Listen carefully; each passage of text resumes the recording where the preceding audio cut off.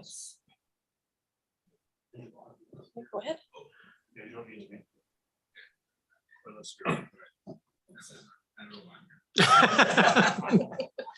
Okay, go ahead, Chair.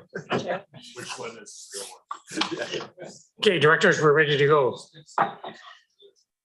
So I'd first like to acknowledge that we are on the unceded traditional territory of the Comox First Nations, the traditional keepers of this land.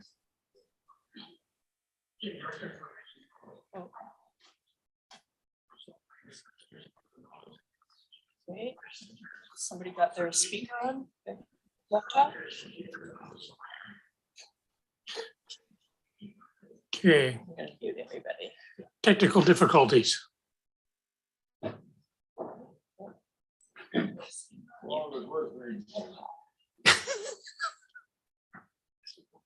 Okay, Okay, we're good. Oh, oh, so we're getting an echo. does somebody in the room have a sign into the Zoom? Are you logged on, Director Silver? I just logged on. Okay.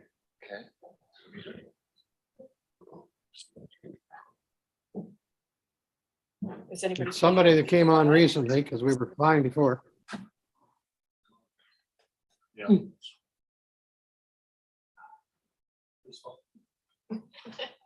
I'm on mute.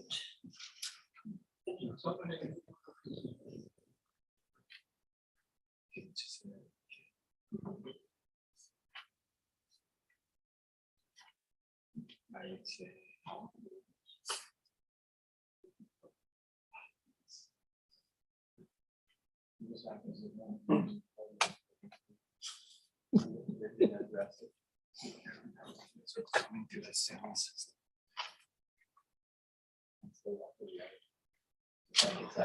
Is the live stream window open? Is that why?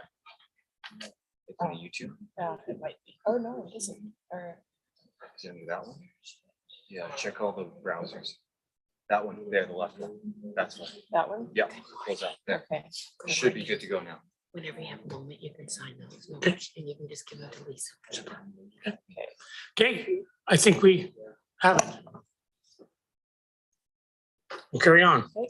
Got it. Like to call to order and approve of the agenda, please. Second. Any additions? See none. Call question. Oh, Director Cornfield. Yes, I'd like to, just an information item to the board on new technology that's currently operating in the Nanaimo Regional District for remediation and reclamation of, or decontamination of contaminated materials. So you just did like a quick verbal. Yeah. Update. Guess that would be new business. Okay, we'll add that to new business. Director Davis. Okay, Director Colburn.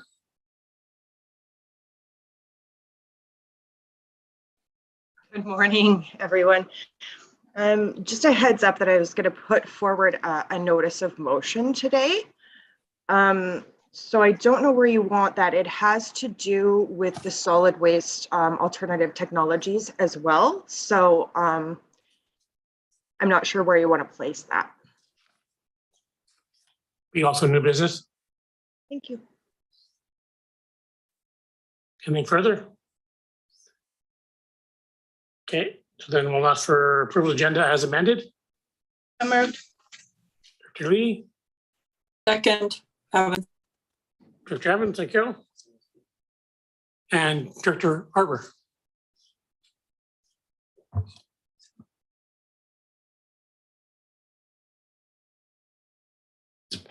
It's been a couple of months. Yeah, just on Dr. Colburn's comment, I don't believe we do notice of motions, but I'm sure we can discuss the item anyways. Great, thank you. Okay, I'll call questions. Anyone opposed? See none, carried. Next in camera meeting. Adoption of the minutes. Move adoption. Second. Me and Jillian. Any errors, omissions? See none, call questions. Anyone opposed? See none, carried. Next item, any business arising from the minutes? Seeing none, no petition delegations. So item G, public input for the 2022-2026 financial plan. And I'll go to staff. Thank you very much, Chair and Directors. And we have no public input with respect to the financial plan to present to you at this time, but all available information is on our website, and staff have been available to answer the questions of the public on this matter.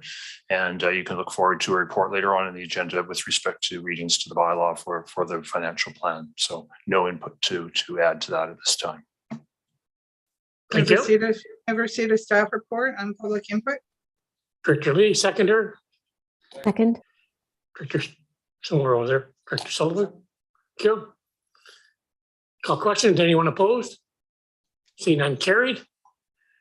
Next item under reports, Comox Strathcona Waste Management Advisory Committee. We've received. Arbor and Grieve, I think it was.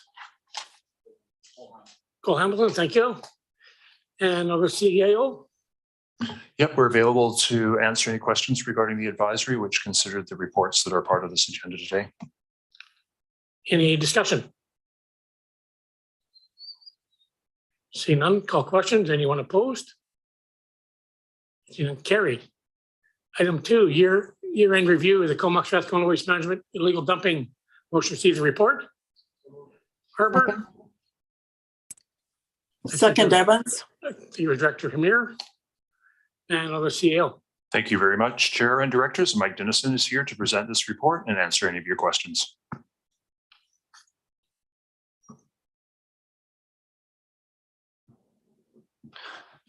Good morning, through the CEO, through the chair.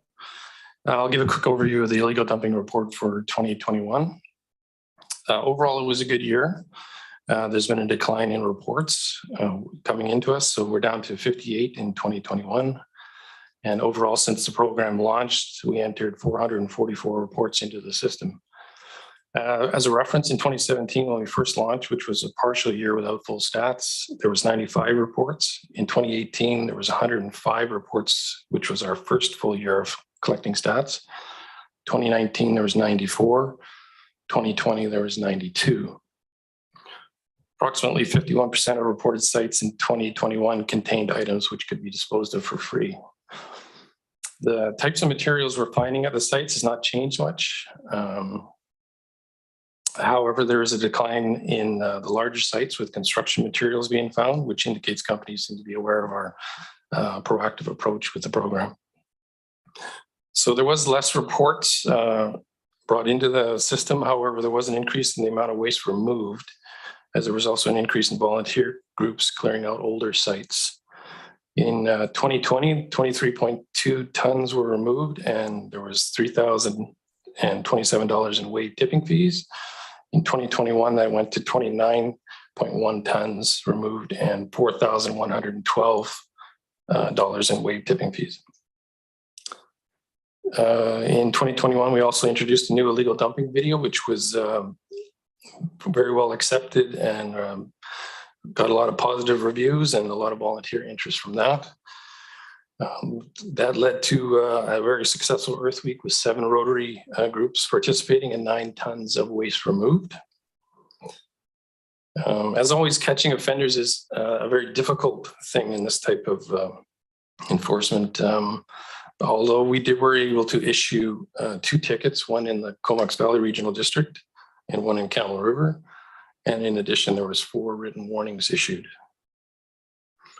Our temporary signage placed at sites continues to get positive feedback from the community, and the education and advertising for the program has been done extensively.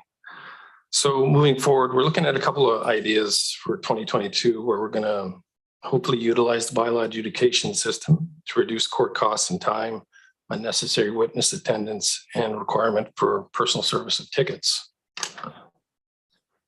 We're also looking at trial use of a new electric vehicle assigned to CVRD to do a few smaller proactive cleanups when we're out on bylaw complaints, so we can do some pickups while we're out there and bring that to the landfills. Looking to advertise the CSWM illegal dumping slogan on the tailgate of the new vehicle to get some additional visibility out there. And we want to look at using social media a little more with advertising, but not naming people. For example, we want to use posting a picture of a receipt found with the name and address of the person blacked out, and just a statement stating, all we need is this to issue a $500 fine, just to get some more reaction out there. And of course, we want to continue to expand on the successful community cleanups that have been occurring around Earth Week. Some of the focus this year will be Willis Way and Campbell River, roads leading to and around the landfills in Campbell River and Cumberland, and the Buckley Bay Ferry parking area. So that's a basic rundown of 2021 and some of the ideas we're looking at, and I'm happy to take any questions. Great, thank you. Is there any questions? Director Woolley. Thank you, Mr. Chair. I have a question. In rural areas, probably we see more illegal dumping than in the municipal areas. And I was wondering if it might be possible to notify the residents of our bylaws that forbid illegal dumping and the penalties that are associated with it, because I think a lot of people, at least in my area, have no idea that there's any enforcement, and would be good that it was at least advertised. Currently, we do have quite an extensive website for promoting the program, and we have put a lot of it out into the papers, and there's been a lot of radio and television interviews as well. So I guess we could discuss other options. Yeah. And Mr. Chair, sorry, we'll also meet with Strathcona Regional District staff just to see how best to promote what we have available, and if there's means or ways of getting that out to the rural areas of Strathcona too. Yeah, because none of that stuff you mentioned actually comes to the rural area. Okay, thank you. And next I have Director Minions.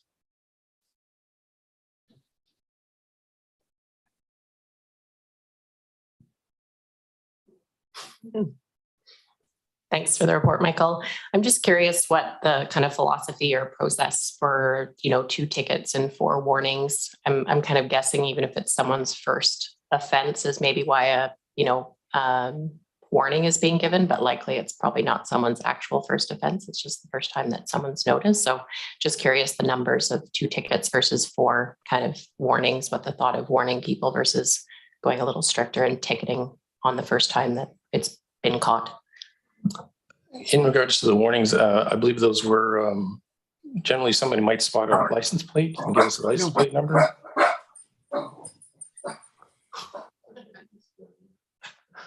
And we will run the plate, find the address, and check that person. Sometimes they could be way out of the service area, so we'll send a letter to them to try and get them to respond to it, and they might ignore that. So, but with the new adjudication system, we can actually don't have to do personal service. So in that case, we could issue a ticket through the mail, which would be a much better way of doing it. Okay, next on the list, I've got Director Arbor. Yeah, thank you. It's such an important program, this one, and obviously a lot of recurring concerns in my area around illegal dumping of all kinds. And it's good to know the stats are going down a little bit. And I want to talk a little bit about, well, first of all, I want to say I'm obviously really excited about the new EV to go around. And is that the Ford Lightning truck? Yes, hopefully we'll get it this year. Hopefully. Yeah, that's wonderful. But we have partnerships with volunteer groups, and we know the website, even the Stop Illegal Dumping in the Comox Valley, has been really effective in terms of almost scaring people away of ending up on the front page of that. So all these different strategies and partnerships are important. But so I've got 2 questions. One is, do we believe that will continue for a long time, those partnerships with community members and organizations, or will there be a time where we need to resource this in terms of picking up, in a more build it into our system, so to speak, rather than relying on volunteers? And the second piece, if you can break down a little bit more what you're finding, because anecdotally, when I look at the posting on Facebooks and whatnot, there still seems to be quite a bit of drywall that gets done, but I don't know if that's just what gets posted. And what I heard is a lot of people don't know. They think that if they bring the drywall to the landfill, it will be rejected, and then they don't know what to do. And I think there's a lot of confusion in the community around drywall management. So if you can cover those two things in your answers, that'd be great. One is the drywall, the other is the partnership with community members and the long-term picture. The partnership with the community and volunteer groups seems to be stronger than ever.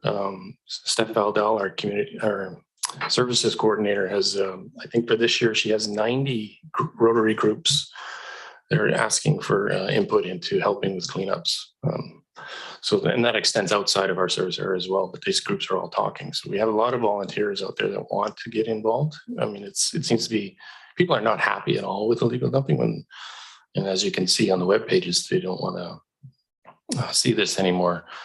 As far as the drywall, yes, we still see some of that, but not in the large amounts. We used to see like huge dump truck loads of it, but we don't see. So we see more, I would say, home renovation projects, those kind of things where people are saying, I don't think the landfill will take it because of how old it is. So that might get dumped, but it's smaller amounts. But as far as any more ideas on how to deal with the landfill, maybe general manager can answer that, or.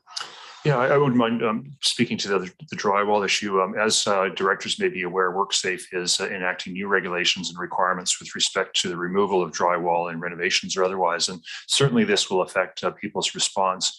So we are very mindful of those changes, and that will likely mean us reflecting on the communications we have with the public and again reinforcing the means to do it is the proper way, and it is not an imposition. So look forward to that as that rolls out. Also, we were on a call with the province in terms of them considering this program, and we really reinforced the fact that in rural areas, it may not be as easy for contractors to qualify, to be certified, to meet those requirements.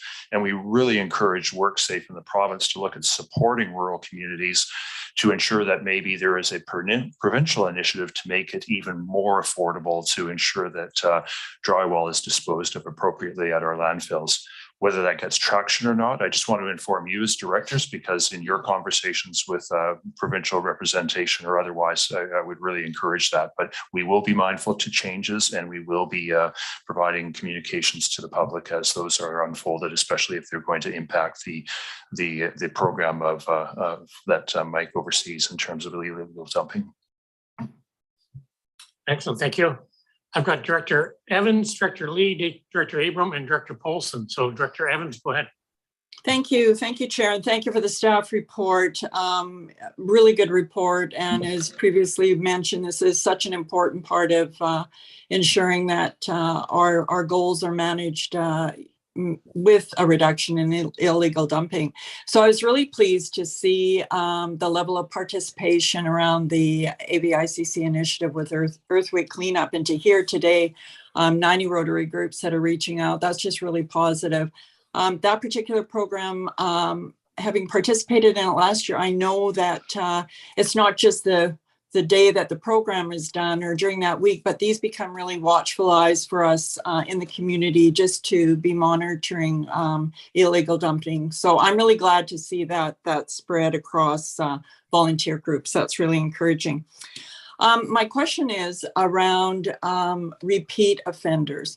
And I'm just wondering, do we track across all jurisdiction? Are there repeat offenders? Again, just trying to understand better with that jurisdiction system, how we would monitor the level of maybe increased compliance. Just wanted to know, I didn't see anything in the report about repeat offenders. Thank you.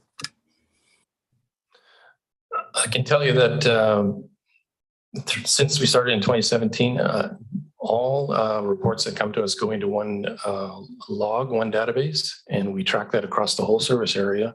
And I have not had one repeat offender identified. So the program has been successful in getting out there and being proactive. And I think, I guess once someone's been caught, we haven't caught them again. That's really positive news. Thanks for sharing that. Great, thank you. And Director Lee. Thank you. Illegal dumping has been one of my pet peeves since before we had a bylaw, and I've been supportive of this bylaw and this program from the start. But I just want to say that I feel that having other people clean up illegal dump sites isn't changing behavior of the people who are dumping. It's just like when your kids throw their clothes around and don't pick them up. If you pick them up, you're not teaching them anything. I think that there should be something built into the adjudication system where if you are caught illegal dumping, you get a $500 fine. But if you don't go back and clean up your own crap, then you're going to get a $1,500 fine.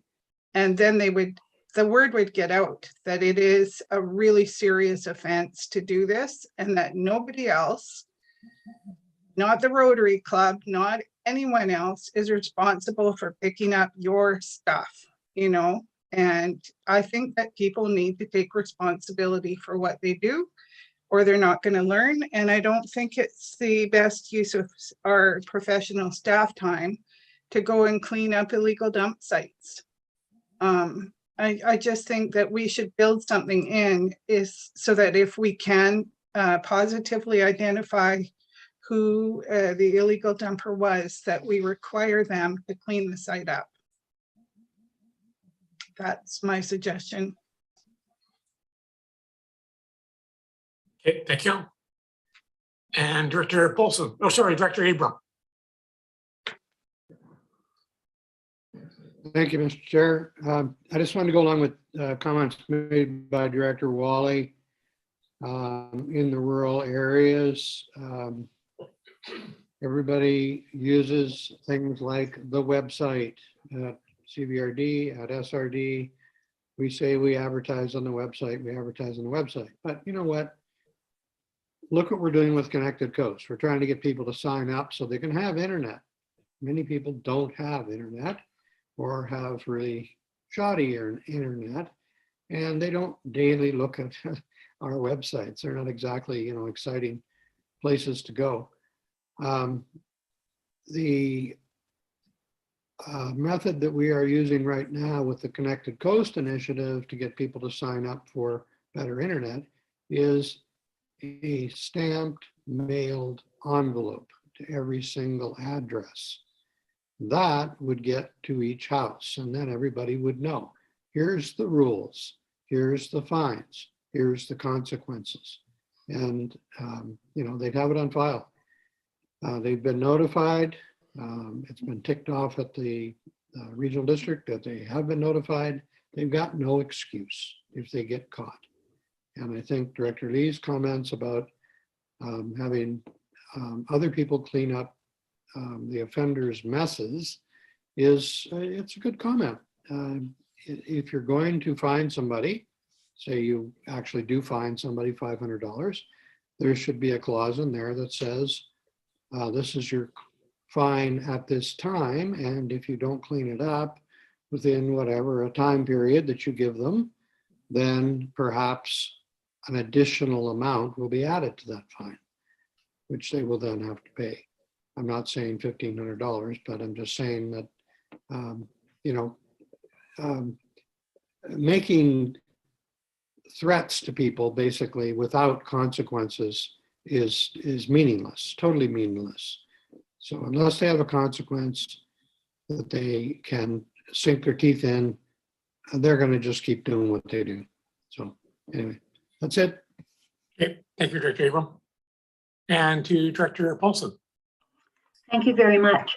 I would just like to add my support to Director Wally and Director Abram, and also Director Lee's comments. Those are exactly the comments that I had noted myself. The internet access in the rural areas is very sparse, and I think I agree with Director Abram to do a mail out to every member of the community. And I also would just like to add or ask whether the local fish and game groups in the rural areas especially are aware of the illegal dumping process, because they're the people that are out in the backwoods and coming across this illegal dumping. So I see that continue utilizing volunteers and stakeholders, and I would call the Fish and Game local groups stakeholders, because they're committed to keeping the backwoods and the forests clean, and are noticing the illegal dumping areas. So I would like to see a notice sent out to each group, and ask them if they are. You muted yourself, Sue.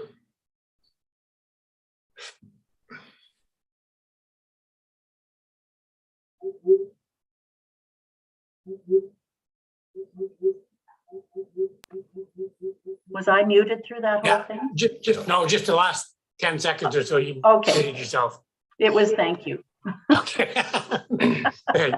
And I'll go staff. Thank you, Mr. Chair. Stephanie Valdell is available to us on Zoom and helps with the promotion of the program. So I'll ask her to, I think she's added some things to chat. You can mention those, Stephanie, and maybe respond to outreach with the Fish and Game Club specifically. So the service has been conducting Earth Week cleanups for illegally dumped materials since 2018. And we've actually rotated through all of the rural communities, talking to residents at community events, handing out brochures about the program, as well as promoting the bylaw. So we have done extensive outreach with each community, including Tassis, Gold River, Sayward. And so we've completed illegal dumping cleanups in those communities as well. And we also work with the Courtney Fish and Game, and we have since about 2012 to prepare tipping fee waivers for materials brought in. And they do work with community groups to assist with the cleanup, not only on Fish and Game property, but also within the community around the Fish and Game. And we do consistently add stakeholders to our list of collaborators. So tonight we're actually giving a presentation to a community group. It's the Backcountry Horseman Club, and we will continue to do those presentations to get the word out about our program. Thank you, Vivian. Director Cornfield. Unmute, Charlie. There we go. Just in support of what Sue was saying about getting them, it's especially important to the rural communities about fish and game clubs. And there's a program run by the Wildlife Federation, which is all of the member clubs. And that's called the Wilderness Watch Program. As well, they also conduct the Observe, Record, and Report program, or ORR. Report, or the RAP, the Report All Poachers and Polluters. And I think that it would be a good point, not just for the Courtney Fish and Game Protective Association does an awesome job, but there is those smaller communities with people out in it, and I think it would be a good outreach effort to approach them as well. Great, thank you, Director Cornfield. Anything to add, staff? Dr. Sullivan?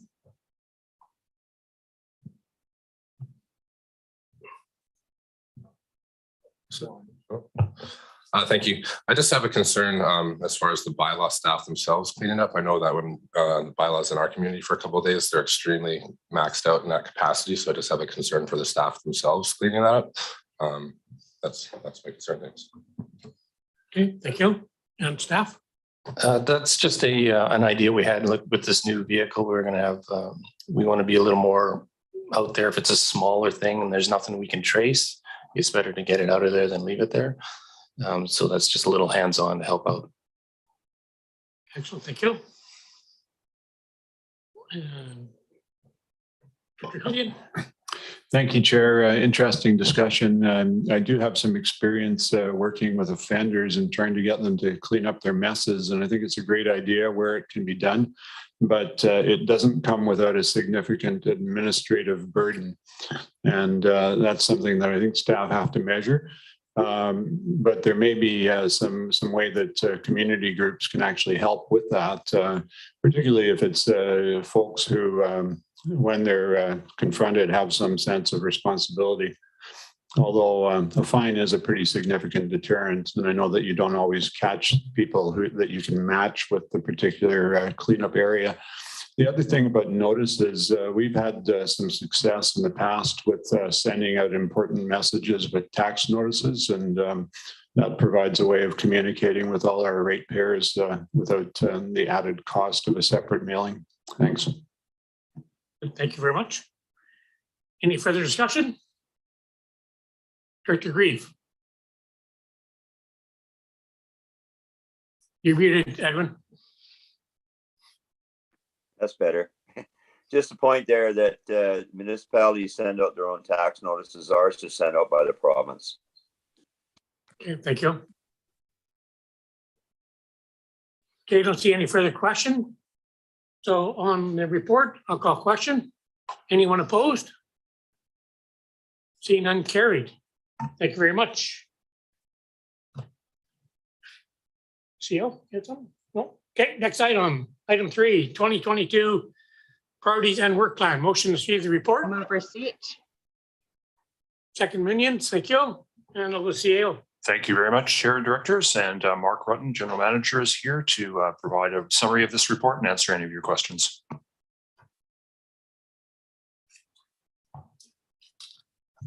Thank you, Russell, through the CAO, through the chair. Good morning, everyone. Got a presentation here just to help walk through the staff report. Just a couple of slides. So next slide, please, Lisa. Thanks. Yeah, so this staff report, the purpose of it is to present the 2022 to 2026 work plan in a bit of a different way, just in a more easy to digest format. So this work plan staff report is developed directly from the financial plan, and all the tasks listed here in this report are also included in the financial plan. The work plan is focused on 3 main themes, and those are shown here on this slide. Minimize waste generation, reduce greenhouse gas emissions, and manage residuals in an environmentally responsible way. Next slide, please. So the staff report is kind of broken down that way with those 3 categories. Under the first category of minimize waste reduction, there are these initiatives. So there's 11 work plan priorities.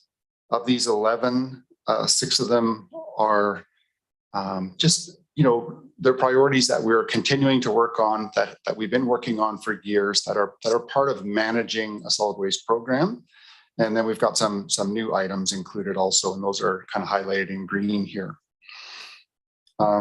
Several of these items require very close consultation with our member municipalities so that we're all moving forward in a consistent manner. In 2022, the service will continue to work towards a goal of reduced waste through implementations of plans and policies to minimize the need for disposal capacity. So we're always looking for those opportunities to divert. This is achieved through diversion programs, investigating residual disposal options, and focusing on community education so that residents are aware of and have access to the diversion programs that are in place. In the spring, we will be bringing forward a tipping fee bylaw staff report, and we're exploring ways to incentivize waste diversion and ways to encourage the behaviors that we want to see through that bylaw. We're looking to provide an organics drop-off option at the landfill for those who self-haul organics to the facility. We've also developed comprehensive education plans for 2022 to provide the Comox Strathcona Waste Management presence through school programs, virtual and in-person engagement, as well as public events in both urban and rural and remote communities. And these efforts will increase the channels in which we reach residents while improving awareness and understanding of the services offered. We're working with municipalities from a policy perspective to facilitate the introduction of organics in the fall. And we're also working and sort of monitoring closely the work that the RDN is doing. Right now, they have a mandatory source separation bylaw, which is before the minister for approval. And if approved, all businesses, multifamily buildings, and institutions within their district will be required to have a system in place to separate their waste into organics, recycling, and garbage. This is something that that could really help the rest of the province, something that we can piggyback off of and slowly implement within our service. Next slide, please. Under objective number 2, to reduce greenhouse gas emissions, there's some priorities listed here.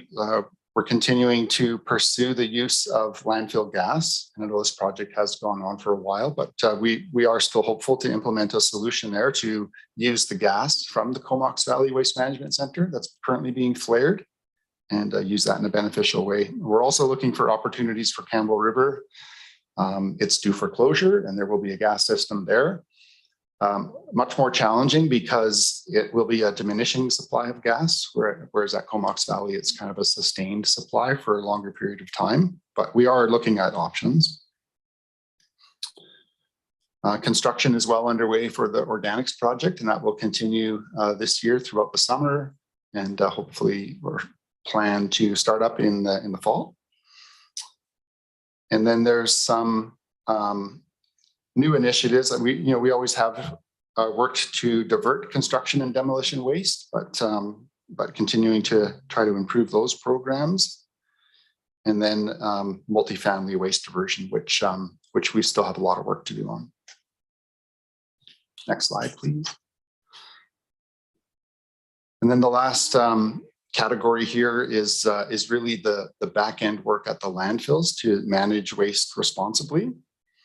And this year in the work plan, the priorities are for the construction of cell 2 at Comox Valley, the gas header and collection system around cell 1. So that has been completed actually, and we are now collecting gas not only from the old historical landfill, Comox Valley, but also from the new landfill, from the waste that's been placed there over the past few years. The Campbell River Waste Management Center closure project is also scheduled for 2022. The Sawmill landfill permanent abandonment. So this is an old historic landfill, small landfill at the Comox Valley Waste Management Center site. And so it's been now closed and all of the work has been done to be able to abandon the permit for that.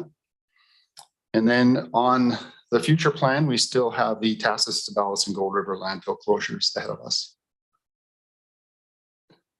So that's it for the presentation, and I'm happy to answer any questions on the staff report. Thank you, Mark. Excuse me. First, I have Director Hellion.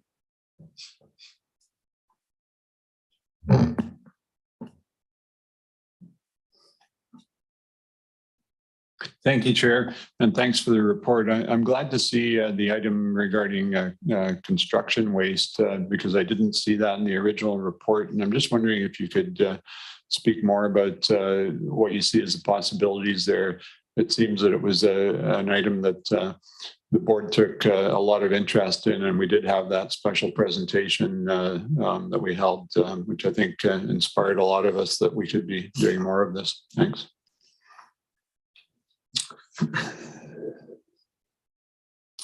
Yeah, thank you.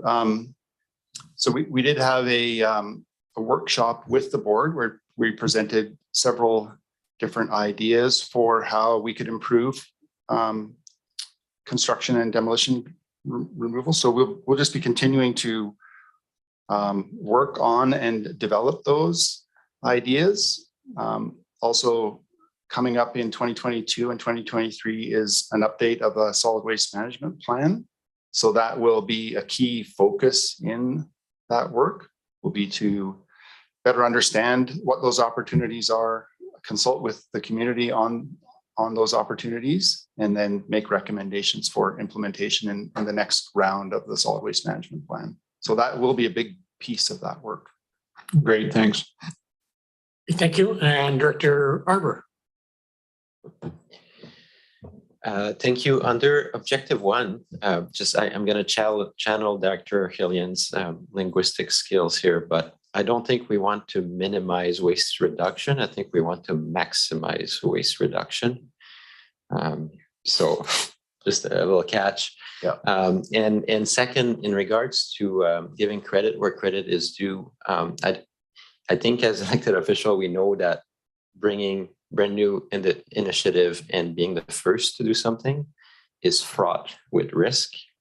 So I really want to give, and at AVICC, I'll make sure to relay that. I know that Councillor Ben Gesselbrack, Councillor Erin Emmons, and Councillor Tyler Brown, our directors at the RDN, have really pushed hard for zero waste. And what a brave thing to suggest something like that and then bring it, basically to challenge the province a bit like we saw with other issues. And I would absolutely love to see us, if there's a possibility, to bring something forward, because when you're alone out there, it's good when other regional district and service areas join you as well in looking at that. So I'd welcome if staff want to bring something forward in the next year that looks at whether we could start to initiate a bylaw that resembles what the RDN is doing. Thank you. Great, thank you. Sorry, Chair, maybe just a quick comment on that. So again, the solid waste management plan will be that, that tool to be able to explore these initiatives and to have the board kind of weigh in on, okay, how much of a commitment are we making towards zero waste? I mean, I can tell you it will definitely be introduced as part of an update to the solid waste management plan, and then a robust discussion about how far we want to go and what tools we suggest using to get there. Great, thank you. So I've got Director Adams, Colburn, Hamir, and Evans. So Director Adams. Thank you, Chair, and thank you, Mr. Rattan, for the report. Also, just asking a question on objective 1, the last bullet, and that is the plan to develop and provide options for upgrades to the Oyster River Recycling Depot. Just wondering what the time frame is for developing those plans and options, and can staff provide any potential options that they're considering, or where is the opportunity for directors? And I know Director Lee would really want to be part of this as well, but to provide input. Yeah, absolutely. We have a staff report that's in draft, so we'll be bringing that forward at the next meeting or the one after that, but very soon, within the next few meetings, we have a staff report focused on this initiative. And it will speak to the suggested improvements, to the location, to the hours of operation, and to how we can maybe hook up with Recycle BC. Although this depot is not approved through Recycle BC as a standalone depot, there could be an option to operate it as a satellite depot where we still receive some of the benefits of that program. So all of that, that's just a bit of a teaser, but all of that will be discussed in a staff report, and it's coming up pretty soon to the board. Excellent, thank you, and really like the last part of engaging Recycle BC. Thank you. Thank you. Next, I have Director Colburn. Good morning. I have a couple of questions and a quick comment. So knowing that this is going to all depend on approval from the financial plan, is there a process going forward where these goals will be linked to a timeline? When the reason I'm asking is because when I first read the report, it said 2022, and I said, whoa, this is really ambitious for this year, you know? Yeah, thank you for that. Yes, some of these projects are, very easy to fit within a timeline, like some of the construction initiatives that I talked about on the last slide in the presentation. those will be completed in 2022 and new programs implemented around those construction projects. Others are, as you can tell, they are ongoing programs. And although there will be a focus on them and hoping to take steps forward this year, they will continue on into the future. So yeah, I mean, we could discuss each one in terms of, you know, the timeline, but just generally, some will be fully completed in 2022. Others, they do carry on. They've been items that we've worked on in the past, and they will carry on into the future. Absolutely. So if we could get a bit of that information for, you know, goals that were going to be kind of completed this year and that kind of thing, I know that we do those in those work reports. So thank you for that. That was my first one. And if I may, through the chair, I was going to put forward a notice of motion, and maybe it sits better here. The first objective, organic waste management, third bullet down. What I was going to suggest in my notice of motion was that other possible pilot projects could be included in this, including any like alternative technologies or anything like that.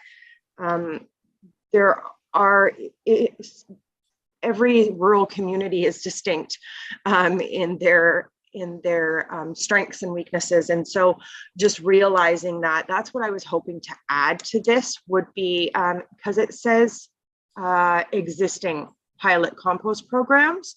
And I'd really be interested in if there are new and alternative technologies, having a good idea what those would look like and any opportunities for pilot projects. So it's a question and a comment. I'm just wondering if staff or the SWAT committee are investigating any of those types of things. Are they on the radar?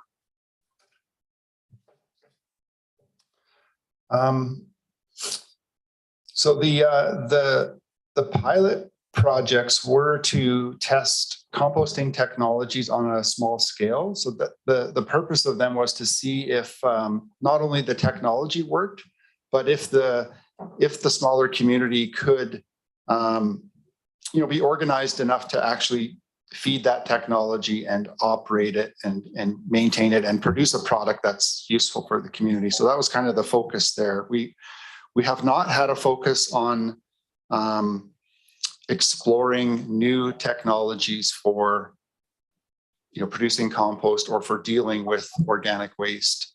It hasn't been an initiative that that staff have been working on. It hasn't been directed by the board to work on that. So the pilot program has been quite focused on a couple of different easy to use small scale composting initiatives. Okay, so I'd be willing to have a conversation with staff about that, offline and further to that, to see if my, because we don't do notice of motions here, just to see if that could be added or where they're at with that. So thank you for that. And then my last comment is, it was referred to in the last report as well about Earth Days and cleanups and things like that. Just a comment that May has always been our annual cleanup month. So if Stephanie wants to reach out, I know that you've coordinated with Gold River, Tassus, Sayward, but May's our month. We've got really good data on, what we've taken to landfill and just letting you know that that's coming really soon. And it may be an opportunity for some promotion and some education within community. So thanks for that. Great report, by the way. Really appreciate staff's time and effort. Great, thank you. And I have Director Hamir next. Thanks, Chair. And I too am going to echo Director Colburn's comment that the report was excellent. I saw some really great initiatives. I think staff have really taken to heart a lot of what's been discussed here at the board in terms of our objectives. I just wanted to highlight, though, as we're moving forward with so much great waste diversion initiatives, that Area B residents, particularly those that are in the Comox area, have had to take a bit of a step backwards because our local depot has stopped accepting recyclables that don't have deposits on them. So I'm wondering if staff could speak to what can be done in terms of that area, and if anything is being done. I know staff are aware of it, but perhaps you could comment. And if there is an activity that should be done, have it actually listed in the work plan. Yes, thank you. So what we are doing is we are maintaining an open dialogue with the owner of the recycling depot that is, reduced his level of service and shutting down. So I understand from that dialogue that they are looking for a new location, either within the town of Comox or just outside.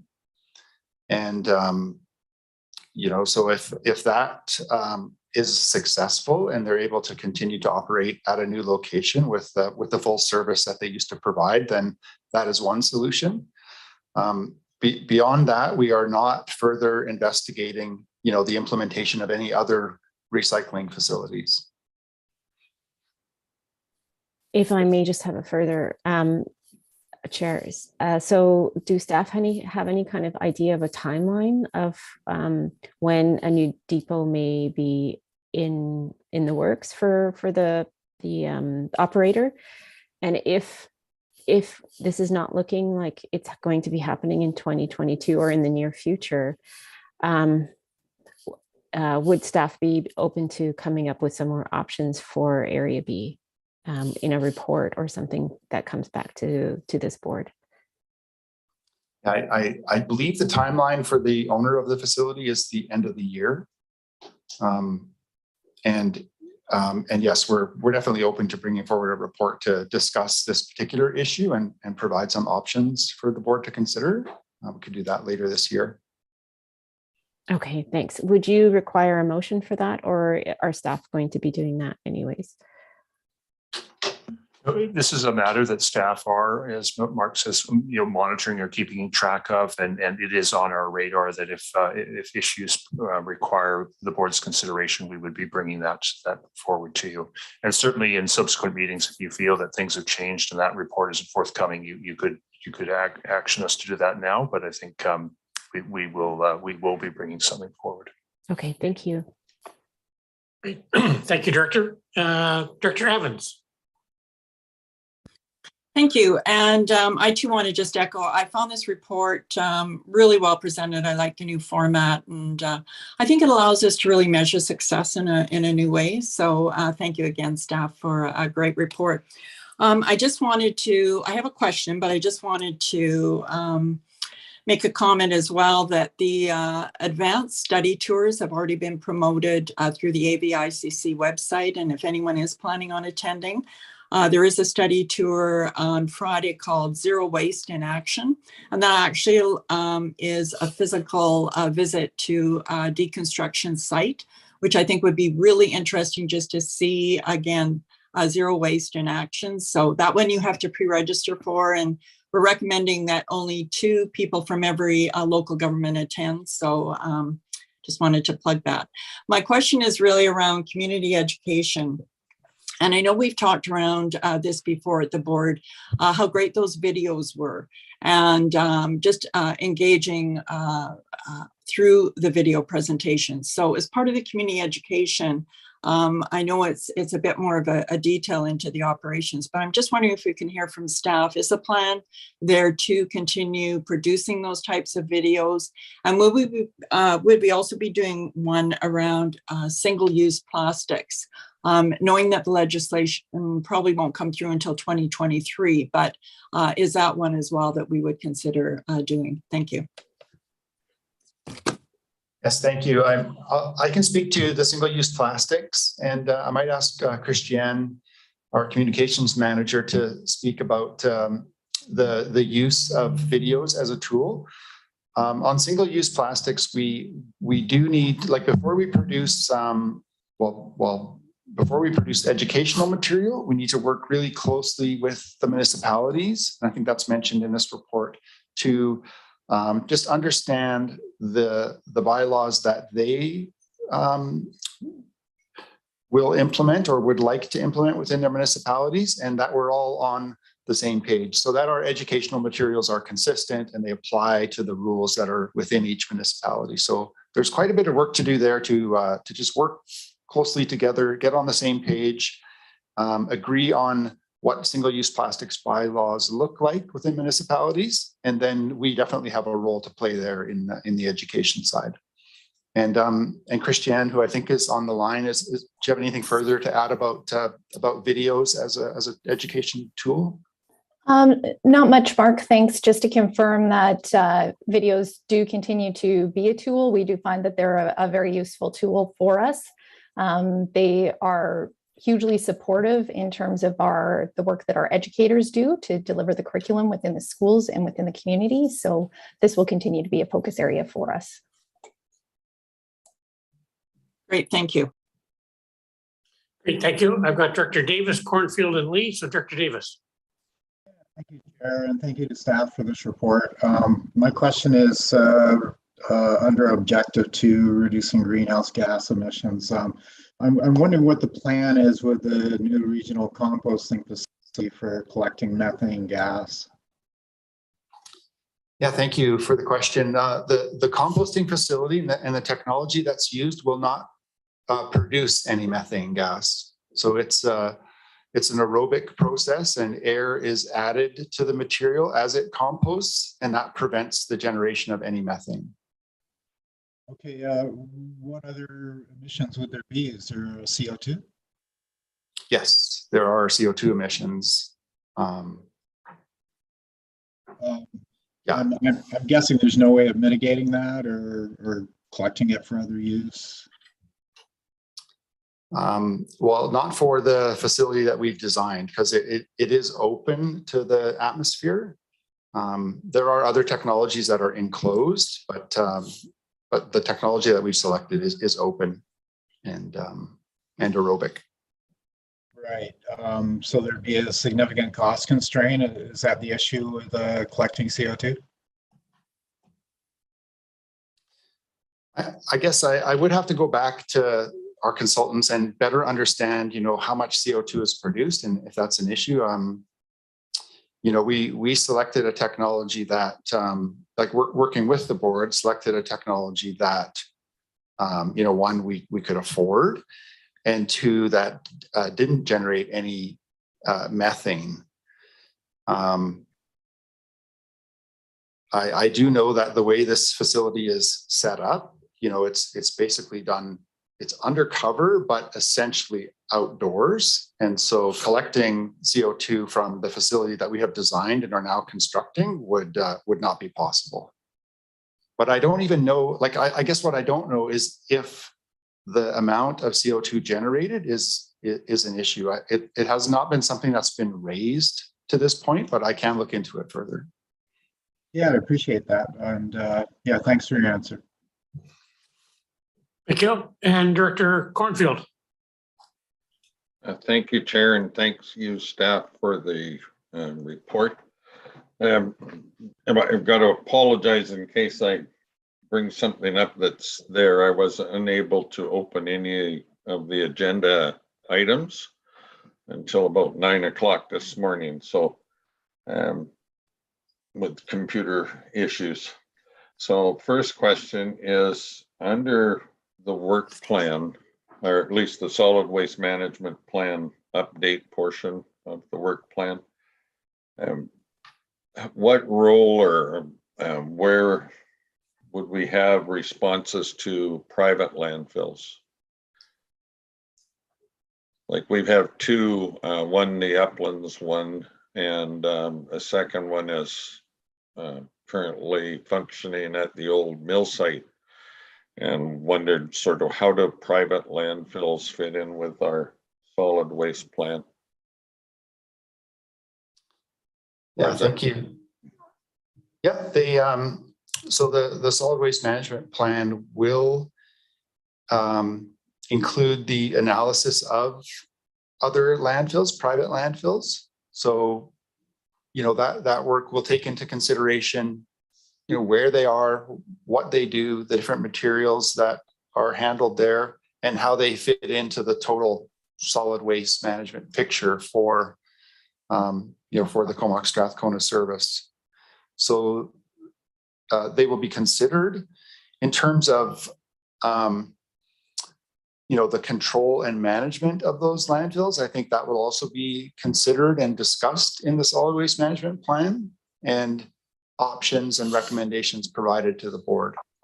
And I know that in the last round of solid waste management planning, the private landfills were kind of, you know, mentioned in terms of, you know, here they are and here's what they do, but the service did not take any kind of a regulatory approach or have a desire to do that at that time. That could change. I think that's one of the options within a solid waste management plan, but there would need to be good rationale and understanding of what the benefits of that are, and if we'd want to recommend it. Okay, so we're planning on having those kind of discussions under the review of the solid waste plan? Absolutely. The analysis will be completed about what they do and where they are, and the, you know, the volumes of materials and the kind of niche that they have, and then we can just.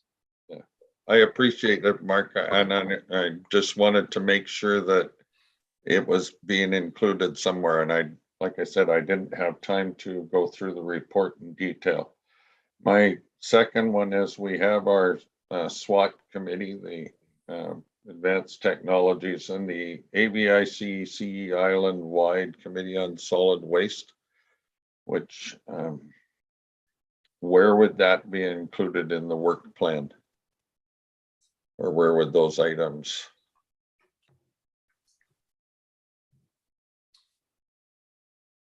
I think. Or are they? Well, not specifically. So we haven't, not as a priority or a bullet have we mentioned, I don't believe, the the SWAT initiative. I think it is a bit of a special project for the board. We did I guess just for history, in the 2012 solid waste management plan, there was a supporting study that looked at waste to energy technologies, at the options of those technologies for this service. And there was a lot of work put into what that could look like and how much it would cost. But in the end, the solid waste management plan and the board recommended continuation of landfilling and the movement towards a single landfill. But we're also monitoring sustain, right? And there was a budget item, I believe, for monitoring that sustain that we do in cooperation with others. Yes, we are monitoring sustain. We have included the funding required to continue with that monitoring is included in the financial plan. We just haven't mentioned it as a specific item in this work plan report, but definitely it's still included in the financial plan for 2022. Okay, no, I'm just clarifying. And I just had one comment, and that was under the open, there's no methane produced, but for the new organics facility, will it contain odors to just on site? Because that was a big issue for those living around. Yes, and I think Cole Makinson is on the line. He's the project engineer for that project, so he can speak a bit to the odor control equipment and objectives that are included in that project. Thank you. He's right there. He's not online. Yes, throughout the design, we've been odor was a top priority in environmental controls. So we're using a similar technology that we're using at a pilot project with Gore compost covers, which help contain odor. And then we're also using a biofilter, which is a proven technology for removing any odors. which we also use at the biosolid composting facility. Yeah. Okay, no, I was unaware that we weren't enclosing the facility. I thought that when initially we had looked at an enclosed facility. And so just want to make sure the odor issue is being managed and looked after. So thank you. Yeah, the primary building is enclosed, just the receiving area and the primary composting. And it's using gore covers and a biofilter. And then it goes to a covered building just to prevent leaching, which with a secondary gore covers as well. Okay, thank you. And I got Director Lee and Director Anderson. So Director Lee. Brenda, you're muted. Thank you, Mr. Chair. On the Oyster River Recycle Depot, I just wanted to let the board know how important that depot is to the people in the rural areas. There's very few recycling opportunities that are convenient to people where people live. And I go to that depot once a week. The last time I went on Thursday last week, it is immaculate and beautiful, and it's recently been scraped and expanded. It looks like somebody's ready to expand that site for more uses. I've met a gentleman who lives in the old fire hall next to the recycle depot, and he is very committed to recycling, and he keeps an eye on that site as a volunteer. And I've seen him like picking up cigarette butts off the parking lot. He keeps it absolutely immaculately clean, even though he's not paid to do it. If there was an oil spill last week, and he immediately reported it and got sawdust down so that it didn't spread and cause a big problem.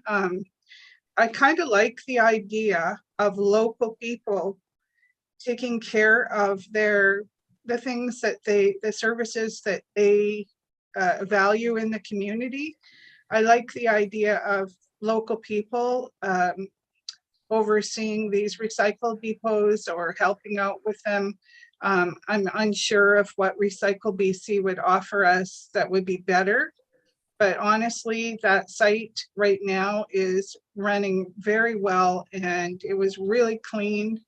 And, it has people that are interested in keeping it going and not allowing it to be restricted, because the gentleman from the fire hall was telling me that people like the loggers and whatnot that go to work really early in the morning, they access the recycling site like almost in the middle of the night. They go do their recycling, then they go to work. So it's nice to have a wide open site like that that's accessible to everyone in the community at all times. And right now it is being monitored by a volunteer. So I kind of like the way things are right now.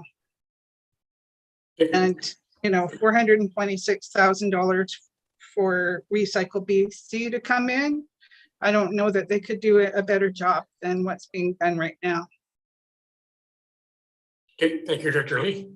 And Director Anderson.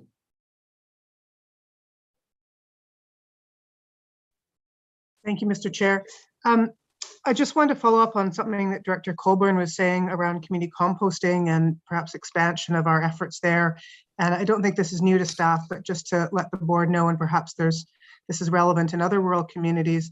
There's been at least 2, if maybe not 3, people here on Cortes Island that have expressed interest in setting up a private composting business that also has some kind of garden center and are interested in taking people's organics and mixing it with chips and sawdust and we're doing whatever they want to do and then selling it privately.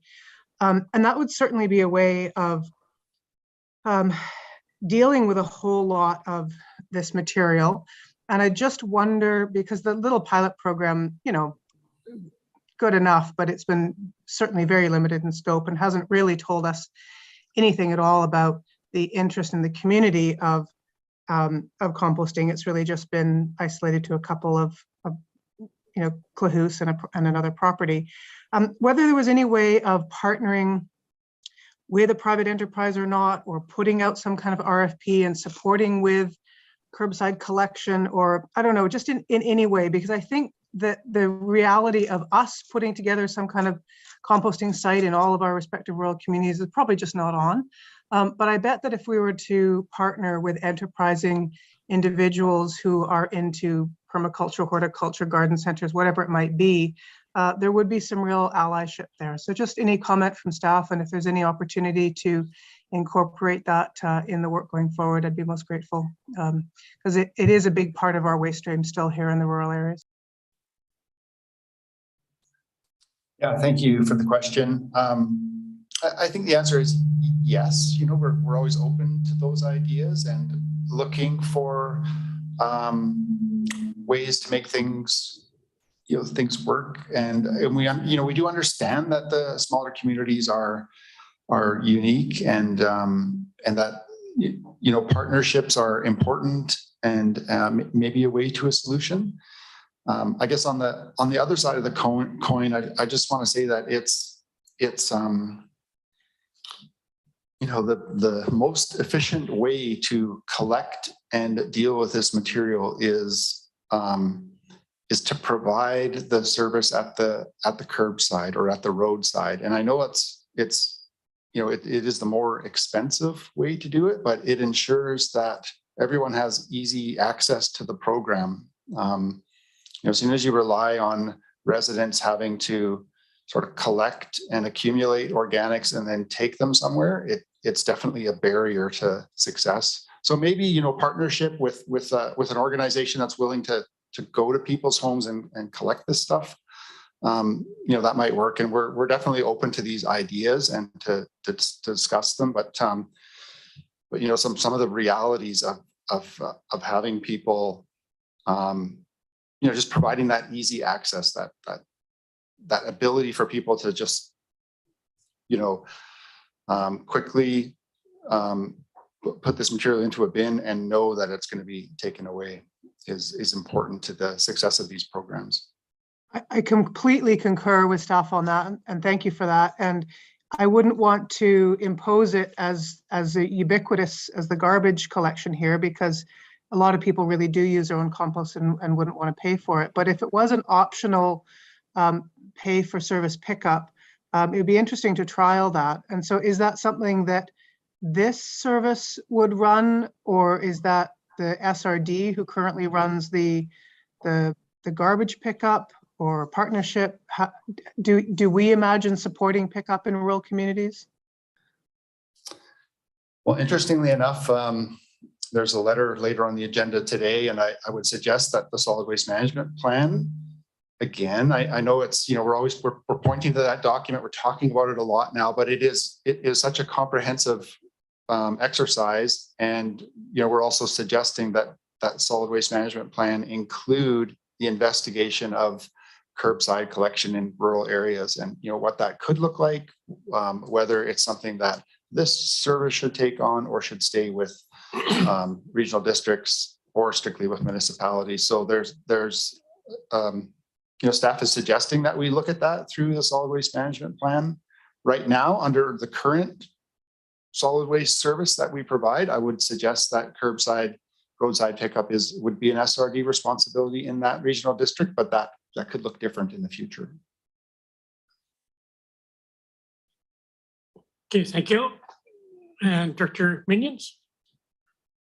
Thanks, Chair. Just a quick question on the pilot project in Cumberland for composting. With the significant investment of the new facility coming closer and closer, is the capacity of that pilot project still sitting around 90 to 95%? As I think there's some real value for either Courtney resident drop off or Comox. I think, we're sitting below 10% of our households using it, and we were kind of told we're at capacity, so to leave it, but to be able to ramp up the program as it's getting closer to fruition for our municipality would be a huge value to start early versus wait till it's open and then we need some champions in our community of the program. So is capacity still an issue with the pilot project, or is there a little bit of room for municipalities to start early with residents before the compost facility opens?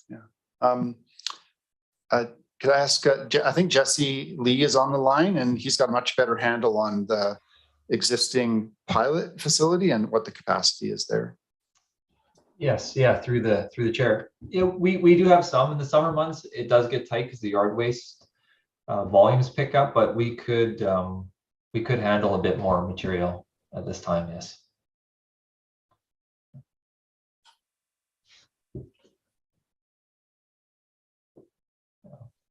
That answers.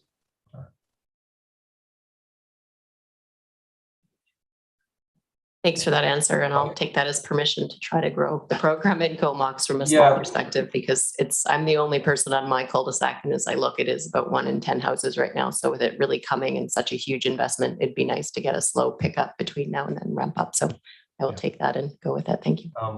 Actually, I could add one thing is we are working with the town of Comox as well as supplying stickers and things like that to promote the program. So I know your staff are working on that as well. Great, thank you. Yeah, sorry, Chair, maybe one more thing to add. Like Jesse said, we are working closely with the town, and I know that as part of the larger organics project, we do plan to have a bit of a launch where even for those communities that are already separating their organics, like Cumberland and Comox, we refresh the community, we re-educate, we reintroduce the program. And that's going to involve, printed materials about what's acceptable, what isn't, how the program works. We have this great new facility. So there is going to be a bit of a push on trying to get more people involved and re-energize the program, even in those 2 existing communities that already have it, plus the new ones. Okay, excellent. I don't see any further hands up. So at this time, I'll go back to receipt. I'll call question. Is anyone opposed? Seen none, carried, and we have a recommendation. Second. Dr. Hillian and Dr. Sullivan. Any further discussion? Call questions. Anyone opposed? Carried. Thank you very much. Item 4, Bevan Road multi-use trail. Motion receives report. Moved. Barber and Sullivan, thank you. And I'll go to staff. Thank you, Mr. Chair. And Russell had to step out for a couple of minutes, but I'm pleased to introduce Cole Mackinson to introduce this staff report on Bevan Road multi-use trail statutory right away. Cool. Perfect. Thank you. Through the chair. We've been working on the staff is recommending statutory right away along the new parcel of land that was purchased north of the landfill property for the village of Cumberland to create a pedestrian and bike pathway. We purchased this property on the northwest and south in 2021, and we've been working with the village since last year on rezoning this property from I-2 to I-4 to house a leachate management pond for the seasonal fluctuations that we're seeing with the weather and the onboarding of cell 2 construction this year. And as part of this rezoning application, the village has requested right away on the 200-meter length parcel along Bevan. And this is supported through the active transportation plan and the village's current plans there. And so we'll be recommending to approve this right away for the rezoning of this property. I can take any questions. Any discussion? Seeing none, I'll call question on receipt then. All in favor? Sorry, anyone opposed? Carried. And we have 2 recommendations. Recommendation number 1 by Director Arbor, Director Hillian seconded. Sullivan, sorry. It was close. Any discussion? Call questions. Anyone opposed? Carried. And recommendation 2. Move recommendation 2, Evans. Evans, and second by Arbor. Any discussion? Call questions. Anyone opposed? Carried. Item 5, 2022-2026 Comox Strathcona Waste Management recommended financial plan.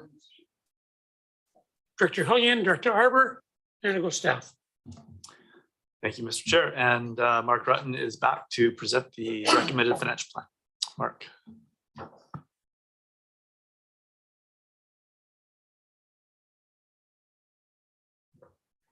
Great. Thank you, James. Through the CAO and through the chair. Got a presentation here to just walk us through the financial plan. So this is the final presentation, or the third one that we've made on this financial plan. And Lisa, can you just go to the next slide, please? So this is the process that we follow at the Solid Waste Board. We present a preliminary plan late in the year. So we did that in December 2021. And then we have two opportunities for a proposed financial plan, one in January, one in February. We only took the opportunity in January. There was not a lot of changes requested or any. There was some discussion in January, but no changes requested.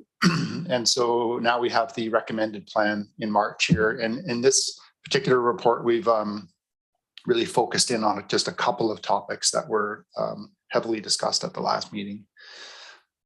This process is guided by financial planning policy that is specific to the Solid Waste Board. And of course, the board has the authority for this service. So the recommendations that are passed here just flow through the CVRD board. And we are recommending this plan for approval. So next slide, please, Lisa. So now that the year has completed and we have a better idea of our final costs for 2021, the final surplus for the service has been calculated. And that surplus is higher than anticipated, mostly due to a couple of main factors here, which is higher than anticipated tipping fees, higher than anticipated revenues, and slightly lower expenses than were budgeted for, both operating and personnel costs in 2021. But we do have a pretty significant surplus of $2.4 million. The entire surplus has been allocated to capital works reserve to support the significant capital projects. And you'll see later in this presentation and also in the staff report, we do have a pretty significant capital spending plan this year. We just had a couple of big projects that have come together at the same time here. Also, in the last couple of weeks, we have refined and finalized capital project carry forwards. And we're just suggesting, or sorry, this report does include one change to one of the financial projects and one of the capital projects. And I will talk about that in more detail on a later slide. Next slide, please. So the staff report does focus in on this topic of 2 additional waste management attendant positions. And this was something that was discussed quite thoroughly by the board at the last meeting. We weren't asked to make any changes to the budget, but there was a lot of discussion. So we wanted to kind of revisit this and just provide a bit more rationale for the board to consider on these positions. The COVID pandemic has played a major factor in increased traffic and tonnages at the landfill. But it's not just the pandemic. There is just growth in the community, and that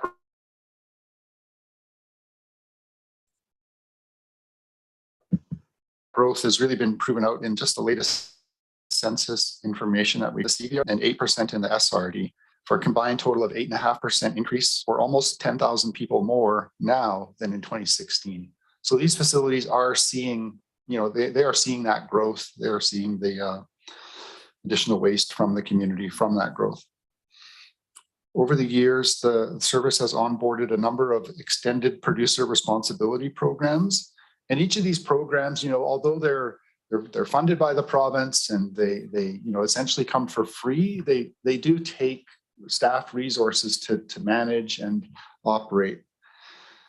So those extended producer programs, they're great. They provide more diversion opportunities, more access for people to get rid of hard to recycle items, like bulbs or hazardous materials, that sort of thing. But it does take effort on our part in terms of staff resources to direct and manage those programs. On the basis of, those are just some of the sort of key factors for the waste management attendant positions. And the other thing I want to remind the board of, and I don't know if this is clear because we're talking about two positions, but it's essentially one person on the ground. We operate the facility for 70 hours a week, 10 hours a day. So two people are required to cover that 70-hour work week. But it's just one additional position at the facility. So that's it. That's it for that one. Next slide, please. Just moving on to capital projects.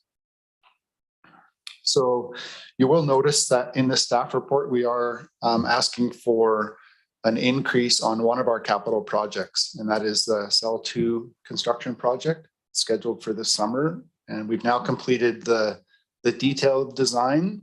So at the last time we brought the budget forward, we were working off of a Class C cost estimate, plus or minus 30%. We now have a Class A cost estimate, plus or minus 10%.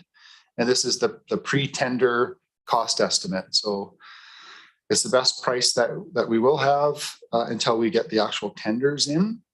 And it is showing that the project will need another $1 million. And that can mainly be attributed to the leachate pond, which was included in the previous design, but it was not designed to the point where we really had a good idea of the cost. We were relying on a previous estimate from earlier study work. So that's been firmed up. Also the optimization of the cell excavation and orientation. So we have the design includes the cell orientated in a way that it can be slightly deeper to provide a bit more airspace. But of course, that does come with some additional costs. But definitely the advantage of the airspace outweighs those capital costs. We're also including some additional contingencies for supply chain issues that are happening kind of around North America, but also around the globe. And then there's some contingency added for fuel pricing and for higher costs expected for the high density polyethylene plastic lining material, the piping material, those sorts of things. So you might be seeing those on other projects in your own jurisdictions. This requested change will not impact tax requisition or tipping fees. It will require a slightly larger transfer. I think from debt in this case, but we're not recommending any other changes to the financial plan to accommodate this. And then one other, and so that was it for the presentation. However, one other item that I do need to highlight for the board is that just this morning, unfortunately, we found a slight error in the table in the staff report on, sorry, for this particular staff report, it's page 4 of the staff report. I'm not sure what page it is on your agenda, but it's a table with about 15 lines called the Capital Project Summary. And the purpose of this table was really to highlight for you that only one project was changing. However, the Regional Organics Project, we have incorrectly inserted 17.3 million when the cost for 2022 should be 15.6. So as part of the recommendation, like 17.3 is the total project cost for that project, but we have already spent some money. We're already under construction, and the money we need for 2022 is 15.6. So as part of approving this recommendation, which you may do later in the agenda, we just want to make that adjustment. So I can suggest some wording when that time comes. And I'm happy to answer any questions on this report. Thank you. Thank you, Mark. And any questions? Director Cornfield. Thank you, Mark. Cell 2, the leachate pond that's being added. given stormwater events or storm events that we've been having lately,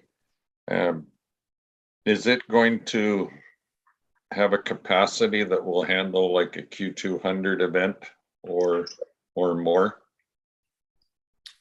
Yeah, I'll actually let Cole take that question. So Cole's our capital projects engineer, and he's been working really closely on this design with our consultants. So he can speak to the future capacity of the equalization pond.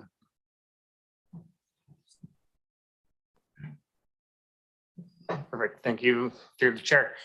Yes, we've been in detailed design with our engineering consultant just on onboarding of cell 2 and cell 3 and potential diversions of stormwater. And so it's taking into account worst case scenarios for when cell 2 is fully padded out and we have cell 1 open, which is kind of our biggest opening, but we're always trying to shed water as much as possible. But it is designed to accommodate the worst case storm events, and we'll have capacity to hold that leachate and then run it through the treatment plant throughout the summer, which gives us, we can buffer the winter major storm events that we've seen the past couple of years. Yeah, no, it's just with climate change and the anticipation from all the experts that they're going to get worse. Do we design to a Q200? And for those that don't know what Q200 is, that's the stormwater event that would occur minimum of once every 200 years.